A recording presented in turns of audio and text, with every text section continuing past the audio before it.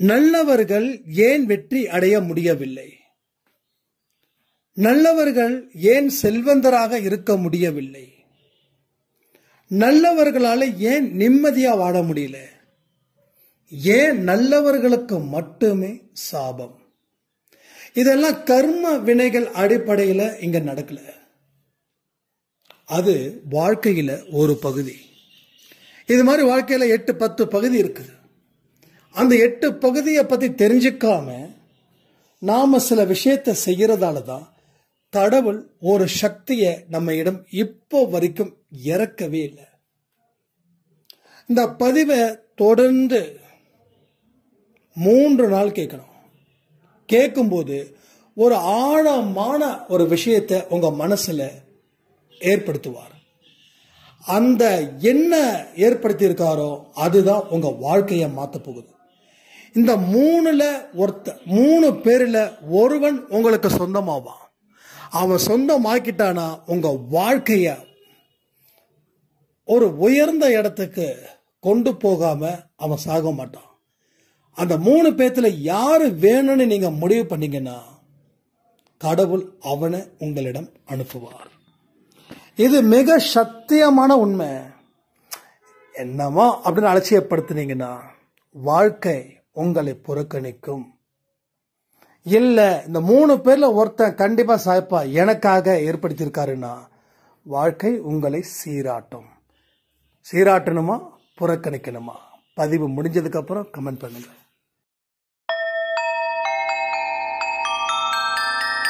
ஓம் சாயிரா சாயிரா, ஓம் சாயிரா சாயிரா, ஓம் சாயிரா சாயிரா, அன்பே சாயிரா, பேரன்பே சாயிரா, அகிலம் தளிக்க ஆத்மா விழிக்க அனுதினம் சாயிரா, எங்கள் அன்பே சாயிரா.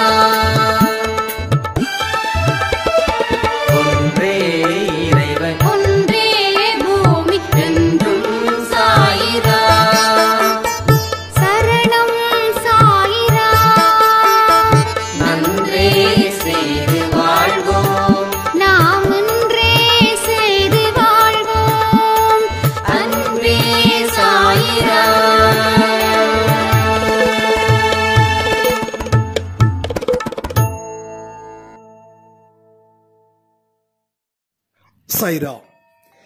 என் உயிரின் உயிரானவர்களே, நேற்று இரவு ஒரு அருமையான பதிவு நாம கொடுத்திருந்தோம்.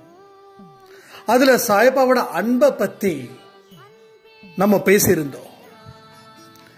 அதனுடைய தாக்கத்தை நான் உணர்ந்த அப்படின்னு ஒரு சாய்ராம் கமெண்ட் பண்ணியிருந்தாங்க.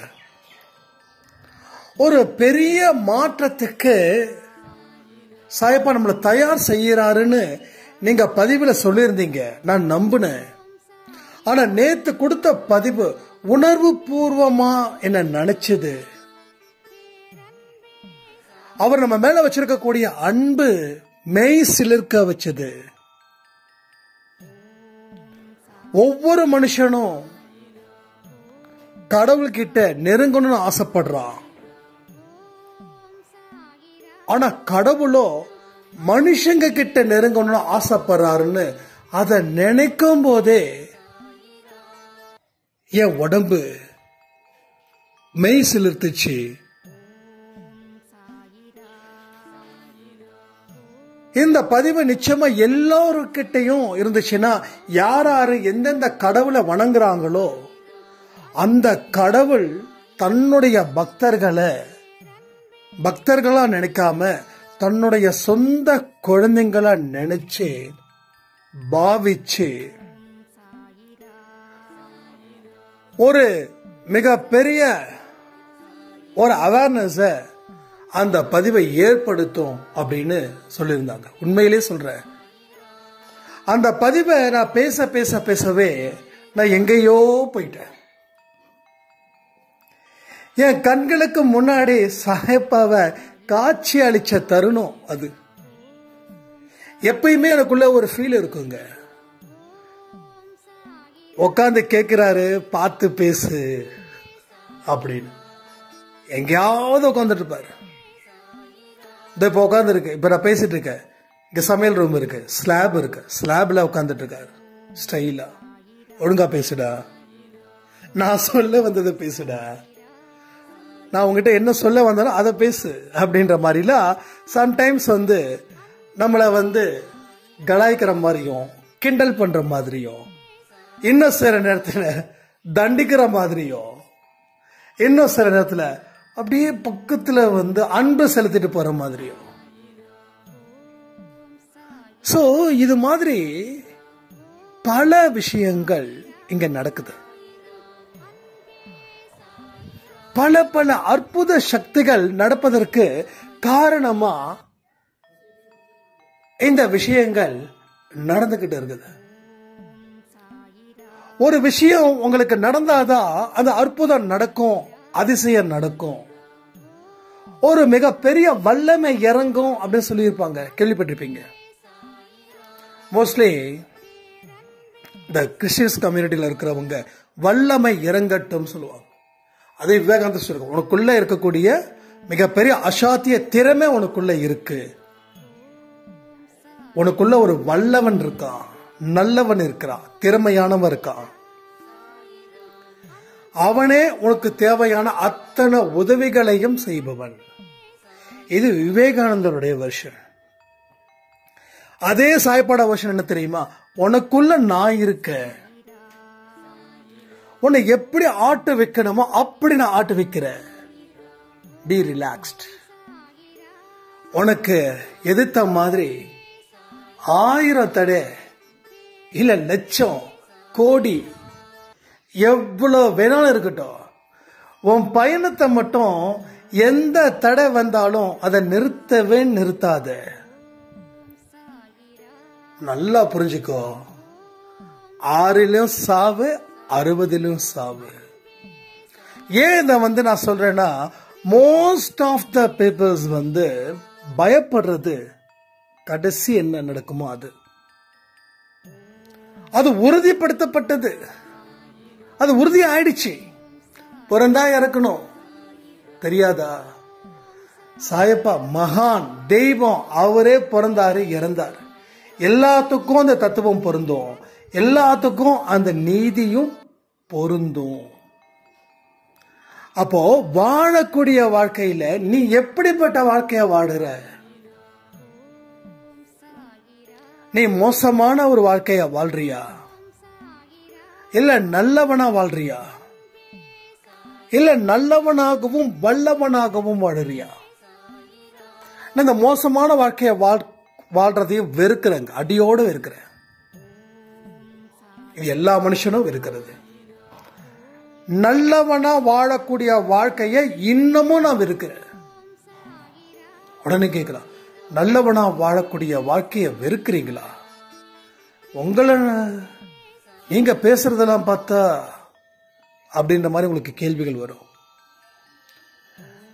மோசமான வாழக்கூடிய வாழ்க்கையை நான் வெறுக்கிறேன், நல்லவனா வாழக்கூடிய வாழ்க்கையும் நான் சந்தோஷ் அப்படின்றவனுடைய தனிப்பட்ட முறையில் வெறுக்கிறேன். ஆனா மூணாவது ஒரு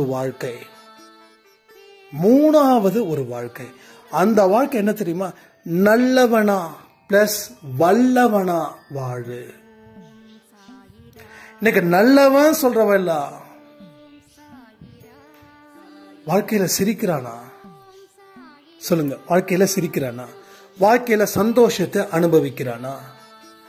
நல்லவனா இருக்கிறவன் அத்தனையும் ஏமாந்தவனா நிக்கிறான், அத்தனையும் பறிகொடுத்து நிக்கிறான், அத்தனையும் இழந்து ஒண்ணும் இல்லாம நடு தெருவில் அனாதையா நிக்கிறான். இவன் நல்லவன். கடவுள் அவனுக்கு நல்லவனா இருக்க மட்டும்தான் கத்து கொடுத்தாரா? ஏன் இன்னொரு போர்ஷனுக்கு போகவே இல்லை? ஒரு வீடு அப்படின்னா பெட்ரூம் இருக்கும், ஹால் இருக்கும், கிச்சன் ரூம் இருக்கும், பாத்ரூம் இருக்கும். அப்போ அந்த வீட்டில் ஹாலில் மட்டும்தான் யூஸ் பண்ணோம்னா அப்போ சாப்பிட்றது எங்கே சாப்பிடுவோம்? டாய்லெட் போகிறது எங்கே போவோம்? அப்போ பெட் ஹால்ன்றது ஒரு போர்ஷன், அதை தாண்டினவொடனே கிச்சன்றது ஒரு போர்ஷன். ஹாலில் நம்ம சும்மா ஜாலியாக 4 பேர் பேசலாம், யாராவது கெஸ்ட்டுங்க வந்து பேசலாம், யோகா பண்ணலாம், மெடிடேஷன் பண்ணலாம், ஏதோ டிவி பார்க்கலாம், சம்திங். கிச்சன் அப்படின்னா சாப்பிட்றோம், பெட்ரூமு தூங்குறோம், டாய்லெட்ல காலை கடன் போறது வருது. அதுக்கு அப்போ ஒரே பொசிஷன்ல குடும்பம் நடத்த முடியாது. எல்லா வீட்டை என்னென்ன இருக்குதோ அது அங்கங்க இருக்கணும். டாய்லெட்டுக்கு வந்து நம்ம சுட சுட தோசை சாப்பிட முடியும், சக்கரை பொங்கல் சாப்பிட முடியும், சொல்லும் போதே ஒரு மாதிரி ஆகுது இல்ல. டாய்லெட்டுக்கு தான், கிச்சன் ரூமுக்கு தான், ஹாலுக்கு தான். அப்போ வாழ்க்கையில மோசமானவனும் நல்லவனும் மட்டும்தான் கண்ணுக்கு தெரியுது. அப்போ இன்னொருத்தன் இருக்கிறானே, நல்லவனா இருக்கிறது அடிப்படை தகுதி. கூடுதலா கடவுள் கொடுத்த தகுதியை பயன்படுத்திக்கிறது தான் வல்லவன். சோ நல்லவனா வல்லவனா இரு. நீ எதுக்கு ஏமாறுற? வல்லவனா இருந்தா நீ எதுக்கு ஏமாந்துருக்கிற? திறமையானவன் தோற்கப்படுவது இல்லை. தெரியுமா உங்களுக்கு? தெரியுமா தெரியாதா? திறமை எங்க இருக்கோ அங்க வெற்றி இருக்கும். ஆனா உங்களுக்கு திறமை இருந்தும் ஏன் வெற்றி அடையலன்னா, நீங்க நல்லவன் அப்படின்ற ஒரு மோசமான அடையாளத்துல பூந்துக்கிட்டீங்க. உண்மையே நல்லவர் தான், நல்லவன்ற அடையாளத்துல பூந்துக்கிட்டீங்க. இப்ப நல்லவனுக்கு மிகப்பெரிய புலம்பல் என்ன தெரியுமா? யாருக்கும் எந்த துரோகமும் பண்ணல, ஆனா எனக்கு மட்டும் துரோகம் நடக்குது. இப்படி பேசுறவர்களை பார்த்தாவே எனக்கு உண்மையில ஆத்திரமா வருது. நாங்க நம்பிக்கை துரோகம் பண்ணி இருக்கிறாங்க, இவங்களை போய் ஆத்திரம் வருதுன்னா என்ன அர்த்தம்? நம்பிக்கை துரோகம் செய்கிற அளவுக்கு நீங்க ஏன் ஏமாந்து போனீங்க? ஏன் ஏமாந்து போனீங்க? கேட்க முடியுமா இல்லையா? ஒருத்தன் உங்களை வீழ்த்துறான் அப்படின்னா அவன் வந்து ஏமாத்துறானோ, இல்ல உங்க திறமையை தாண்டானோ, இல்ல ஷார்ட் கட்ல போயிட்டு உங்களுடைய எமோஷனல விளையாண்டானோ, என்னமோ பண்ணி தொலைகிறான். ஆனா ஏமாந்தது யாரு? நீங்க. அப்ப எமோஷனல்ல வாழ்ந்தது யாரு? நீங்க. அறிவை பயன்படுத்திக்காம வாழ்ந்தது யாரு? நீங்க. எதையுமே முன்கூட்டி யோசனை செய்யாம இருந்தது யாரு? நீங்க. சோ எல்லா பக்கமும் உங்க மேல வச்சுக்கிட்டு நான் நல்லவன் நல்லவன் நல்லவன் சொன்னா, ஒரு சிங்கம் வருதுன்னு வச்சுக்கோங்க. ஒரு சிங்கம் வருது, ரொம்ப பசியில இருக்குது. பசியில இருக்கிற சிங்கம் என்ன பண்ணும்? எந்த மனுஷனை பார்த்தாலும் கடிச்சு சாப்பிடும். அதே அந்த சிங்கத்துக்கு பசிக்கலைன்னா அது மேல ஏறி உட்கார்ந்து கூட நம்ம விளையாடலாம், தில்லு இருந்தா. ஆனா சிங்கம் ஒன்றும் பண்ணாது. சிங்கம் பசிச்சா மட்டும்தான் வேட்டையாடும். தெரியுமா உங்களுக்கு? எனக்கே ரீசெண்டா தான் தெரியும். எப்ப பார்த்தாலும் சிங்கம் அடிச்சு வேட்டையாடும். அப்படி கிடையாது. பசிச்சா மட்டும்தான் வேட்டையாடும். இல்லைன்னா எல்லாமே அது கூட மேலே ஏறி உட்காந்து ஆடுங்க. சின்ன சின்ன இதெல்லாம் மானா இருக்கட்டும், அதெல்லாம் பார்த்தும்போது எனக்கு ரொம்ப ஆச்சரியமா. அப்பதான் பார்த்தா ஆமா சிங்கம் இப்படிதான் பண்ணணும் போல இருக்கு அப்படின்னு நினைக்கும் போதுதான் ஓகே ரைட், அது உண்மையாச்சு.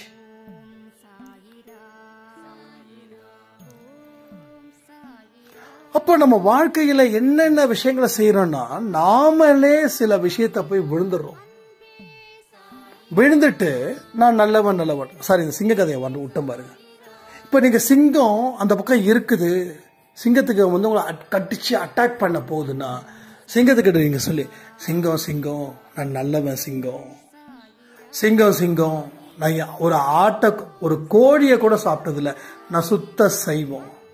சிங்கம் சிங்கம் நான் பல பேருக்கு உதவிகள் செஞ்சிருக்கேன், சிங்கம் நான் நல்லவன், சிங்கம் இப்ப கூட சாமியை கும்பிட்டு தான் வரேன் சிங்கம்னு பேசுற வரைக்கும் சிங்கம் வெயிட் பண்ணி ஓகே நீ நல்லவன் போயிடுன்னு சொல்லுமா, இல்ல கடிச்சு சாப்பிடுமா? அதுக்கு தேவை இறை. நமக்கு ஞாயிற்றுக்கிழமை ஆச்சுன்னா கோழி சாப்பிட்றதுக்கு போறோம், அது ஒரு உயிரை கொல்றோம், ஆனாலும் சாப்பிட்றோம். அப்ப நீங்க என்ன சொல்றீங்க? அது தப்பு இல்லைன்றீங்க, பாவம் இல்லைன்றீங்க. அதே தான் சிங்கத்தோட லாஜிக்கும். உங்களை கடிச்சு சாப்பிட்றதுல சிங்கத்துக்கு எந்த லாஜிக்கும் இல்லை, லாஜிக்கை மீறவே இல்லை. அது புல்ல சாப்பிட்டாதான் பிரச்சனை, அப்பதான் அது லாஜிக்கை மீறுது. ஸோ அது மனுஷனை சாப்பிட்றது லாஜிக்கை மீறல. அதுக்கு தேவை உயிர், மாமிசம். அது மானா இருந்தா என்ன, மனுஷனா இருந்தா என்ன, அதை பத்தி கவலையே இல்லை. ரைட்டு தானே? சிங்கம் புல்ல தின்னுமா? புல்ல திங்கிற சிங்கத்தை நான் இது வரைக்கும் பார்த்தது இல்லை. யாராவது பார்த்தாங்கன்னா தயவுசெய்து மறக்காம எனக்கு கொஞ்சம் அனுப்பிவிடுங்க. அப்ப என்ன logic? What is the logic? நீ நல்லவனா இருந்தா நீ சாதிச்சிருவியா? அப்ப மோசமானவன் சாதிக்கலையா? மோசமானவனும் சாதிச்சான், நல்லவனும் சாதிச்சான். ஏன்னா அவன் தன்னுடைய திறமையை பயன்படுத்தினான். ரைட்? அப்ப நம்ம திறமையை பயன்படுத்தலைன்னா மோசமான ஒரு நல்லவன்ற ஒரு மொக்க அடையாளத்தை ஏற்படுத்திக்கிட்டு அதுல பரிதாபத்தையும் வாங்கிக்கிட்டோம். பரிதாபத்தை வாங்கிக்கிட்டு அதுல இருந்து மூவ் பண்ணவே முடியல. எங்க போனாலும் சறுக்குது, கீழே பொத்துன்னு விழுந்துடுறோம், முடிஞ்சிருச்சு. என் வாழ்க்கையில பல பேர் என்னை ஏமாத்தினாங்க, கதையா சொல்லிக்கிட்டு இருக்கோம். சில பேர் சொல்லுவாங்க ரொம்ப எரிச்சலா இருக்குங்க, நான் ரொம்ப இன்னசென்ட், என்ன நிறைய பேர் ஏமாத்துவாங்க. என்னங்க இது, எங்க ஏமாந்துருக்கிறோம், முட்டாளா இருக்கிறோன்ற விஷயம் கூட தெரியலையா நமக்கு? நீங்க இன்னசென்டோடைய ரியல் மீனிங் என்ன தெரியுமா? முட்டாள்னு அர்த்தம். யாராவது உங்களை முட்டாள்னு சொன்னா கோபம் வருது, பட் இன்னசென்ட்னு சொன்னா ஒரு ஆனந்தம் வருது. ஏன்? இங்கிலீஷ்காரன் என்னமோ சொல்லுவான், வெள்ளையா இருக்கிறோம் பொய் சொல்ல மாட்டானா, இல்ல இங்கிலீஷ்காரன் வேலை செய்யாம இருக்க மாட்டான், ஏதோ ஒரு மொக்க ஒரு காமெடி பேசிட்டு போனோம், அது மாதிரி ஆயிடுச்சு. ஸோ இங்கிலீஷ்ல சொன்னா அது ஒரு வேல்யூ, அதே தமிழ்ல சொன்னா அது ரொம்ப கேவலம். என்ன போய் முட்டாள்னு சொல்ற? இல்லப்பா நீ முட்டாள் இல்லை, நீ ரொம்ப இன்னசென்ட், பாவம். ஆமா, எஸ் இன்னசென்ட். நான் நிறைய பேர் இப்படிதான் சொல்றாங்க, இப்ப பாரு நான் இன்னசென்ட், யாரு வந்தாலும் என்னை ஏமாத்திடுவோம். இப்ப நீ முட்டாளா இருக்கிறன்றதெல்லாம் அவன் தமிழ்ல இங்கிலீஷ்ல சொல்லிட்டு இருக்கான், அது நமக்கு புரியல. So we are not a fool, we are intelligent persons, we are efficient persons, we are facing all the problems, okay, without any help. அதாவது நாம திறமையானவர்கள், நாம பலமானவர்கள், யாருடைய தயவும் இல்லாமல் நாம உயர்வு பெற முடியும். ஆனா நல்லவன்ற மொக்க அடையாளத்தை ஏற்படுத்திக்கிட்டா வாழ்க்கை என்னைக்குமே அடிமட்டத்துல தான் போகும். ஆனா நான் நல்லவனா இருக்கிறது என்னோட தகுதி, பிளஸ் வல்லவனா இருக்கிறதும் எனது தகுதி அப்படின்னு உக்காந்தீங்கன்னா, அப்படின்னு நினைச்சீங்கன்னா நீங்க உட்காரவே மாட்டீங்க, உயரத்துல பறப்பீங்க. ஸோ இதெல்லாம் நிறைய விஷயங்கள். இன்னைக்கு காலையில கூட விஷ்ணு சாய் கிட்ட ஒரு விஷயம் பேசிட்டு இருந்தேன். நம்மளாம் ஒரு நம்ம வீட்டை அந்த பறவை குட்டி போட்டதுன்னு சொன்னல, அது கொஞ்சம் ரெக்க எல்லாம் போட்டுச்சு, ஓகே, அப்படியே அந்த பால்கனிக்குள்ளேயே ஓடியாருச்சு. திடீர்னு அதுக்கு பறக்க ஆசை வந்துருச்சு. நான் பதில சொல்லியிருக்கேன், நிறைய பேர் கேட்காம இருக்கலாம், உங்களுக்கு தெரியும்னு நினைக்கிறேன். புறா நம்ம வீட்டை ஒரு முட்டை போட்டிருக்குது அப்படின்னு ஒவ்வொன்றா நம்ம எடுத்து போட்டிருந்தோம். ஒரு இது மாதிரி நம்ம அன்பே சாயில் வாட்ஸ்அப்லாம் அனுப்பியிருந்தோம். ஃபைனல் ஸ்டேஜில் என்னாச்சு, அந்த சின்ன புறா நம்ம ஆப்போசிட்ல இருக்கக்கூடிய மாடியில் போயிடுச்சு. எப்படி போச்சு, எங்க போச்சுன்னு தெரியல. அன்னைக்கு நாங்கள் ஊர்ல இல்லை, அடுத்த நாள் காலையில வரோம், பார்த்தா போனவன அந்த புறாவை தான் பார்த்தா, அந்த புறா இல்லை, குட்டி புறா, குழந்தை புறா. சரி பறந்துருச்சுன்னு சொல்லி காலையில பிரஷ் பண்ற எதிர் வீட்டு மாடியில செத்து போய் கிடக்குது. 2 காக்கா கொத்தி சாப்பிட்டுட்டு இருக்குது. அப்ப அந்த புறா என்ன பண்ணிடுச்சு, நமக்கு ஓகேன்னு சொல்லி பறந்துருச்சு. இன்னும் 1 வாரம் 2 வாரம் இருந்திருந்தா காக்காவால சீண்ட கூட முடியாது புறாவை. அப்ப காக்கா ஏன் சீண்டுச்சு? இதேதான். இப்ப நீ நல்லவன்னு சொல்லும் போது எல்லாமே கடவுள் உனக்கு கொடுத்துருவாருன்னு நீ முடிவு பண்ண. நீ நல்லவன்றதுக்காகலாம் கடவுள் கொடுக்க மாட்டாரு. கடவுள் சொல்ற, டே உன்னை நல்லவனா இருக்குது நேச்சுரல்ரா, அது நேச்சுரல். இந்த உலகத்தை தாண்டி ஒரு விஷயத்த யோசிச்சுப்பாரு. நீ நல்லவனா தான் இருக்கணும். நீ நல்லவனா இல்லைன்னா மற்றவனுக்கு பிரச்சனை இல்லை, உனக்கு தான் பிரச்சனை. ஒருத்தனுக்கு உதவி செஞ்சாலும் உனக்கு தான், ஒருத்தனுக்கு கெடுதல் செஞ்சாலும் அது உனக்கு தான். இதை புரிஞ்சுக்காம இதை செய்யாம நீ இருக்கிற, அப்போ நீ நல்லவனா இருக்கிறது நேச்சுரல், பிளஸ் வல்லவனாகவும் இருக்கணும். நீ வல்லவனா இல்லைன்னா நான் உன்னை சபிப்பேன். ஏன்னா 6வது அறிவனுக்கு சும்மாவா கொடுத்த? ஏன் உன்னை நாயா பிறக்க வைக்கல? ஏன் உன்னை பறவையா பிறக்க வைக்கல? உன்னை ஏன் மனுஷனா பிறக்க வச்ச? ஆறாவது அறிவு பயன்படுத்தாம நீ நல்லவன் வேஷத்தை போட்டு இல்ல நல்லவனா வாழ்ந்து நான் கடைசியில் இப்படி இருக்கேன்னு சொல்லி போறவன் வரவங்கிட்ட புலம்பி நான் படைச்ச உன்னை என்ன நீ கவலைப்படுத்திட்டு இருக்கிற? இதெல்லாம் ஆகாதுன்னு எச்சரிக்கிறாரு. சோ இதை எந்த அளவுக்கு ஆழமா உங்க மனசுல கொண்டு போய் செலுத்திருக்கீங்களோ அந்த அளவுக்கு ஒரு புதிய சக்தி உங்களுக்கு பிறக்கும். நீங்க கேட்டது எல்லாமே ஒரு நாள் அறுவடை ஆகும், அது தெரிஞ்சுக்கோங்க. நான் கேட்கிறேன், அன்பேச ஆடியோ பார்க்கிறேன், பட் எனக்கு கிடைக்கல. நீங்க என்னைக்கு நான் கேட்கிற எனக்கு பெனிஃபிட்ஸ் கிடைக்கலன்னு சொல்றீங்களோ அன்னைக்கு அந்த பலன் நின்றுடுச்சு. நான் கேட்கறது எல்லாமே எனக்கு பலனா மாறப்போகுதுன்னு நினைச்சு கேளுங்க, பலன் பெருகும். புரியுதா? நம்ம மனசுல எதை நாம வைக்கிறோமோ எதை நாம எடுக்கிறோமோ அதுதான் நம்ம வாழ்க்கைய வழிகாட்டுது. அப்போ நான் இவ்வளவு தூரம் கேட்கிறேன், எனக்கு எந்த பலனும் இல்லைன்னா இத்தனை நாள் வந்த 1-2 பலன்கள் கூட அது இல்லாம போயிடும். அதை தாண்டி ஒரு விஷயத்தை முடிவு பண்ணுங்க. என்ன தெரியுமா? நான் கேட்கக்கூடிய அத்தனையும் ஒரு நாள் பலன் கிடைக்கும், ஒரு நாள் நான் அறுவடை செய்வேன். அந்த தாட் ஆஃப் ப்ராசஸிங்ல உங்க மைண்ட் வேலை பார்த்துச்சுன்னா உங்க உடல் ஆட்டோமேட்டிக்கா வேலை பார்க்கும். உங்க உடல் வேலை செய்யறதுக்கு காரணம் என்ன தெரியுமா? உங்க மனசு தாங்க.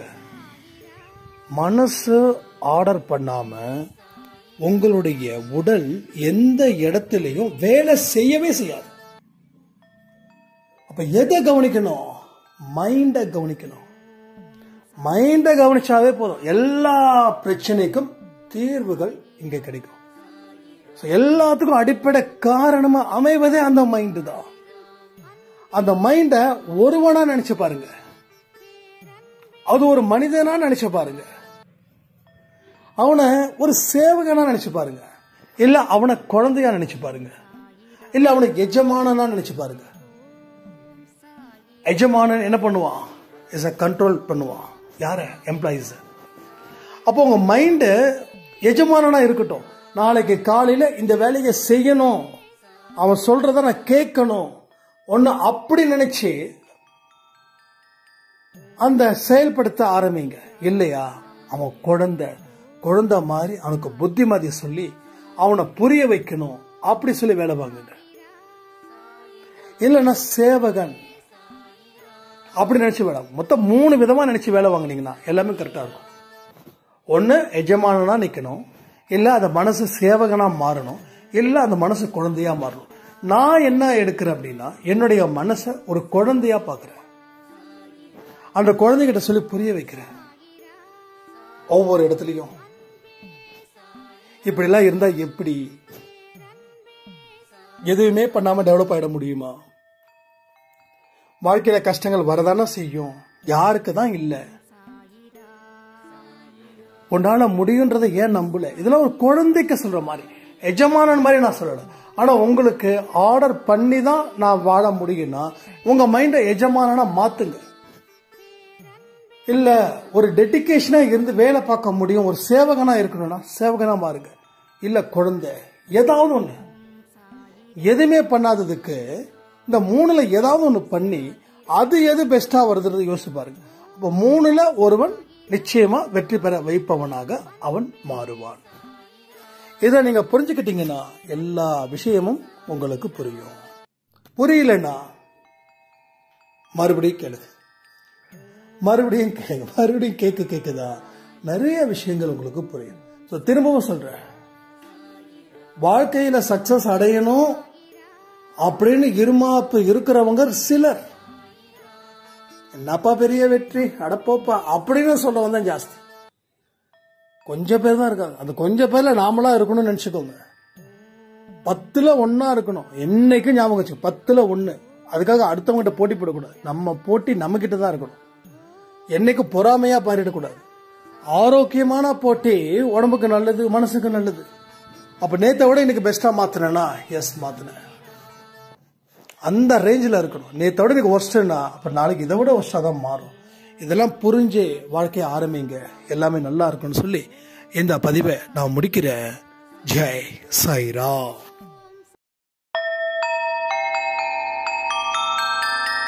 ஓம் சாயிராம் சாயிராம் ஓம் சாயிராம் சாயிராம் ஓம் சாயிராம் சாயிராம் அன்பே சாயிராம் பேரன்பே சாயிராம் அகிலம் தளிக்க ஆத்மா விழிக்க அனுதினம் சாயிராம் எங்கள் அன்பே சாயிராம்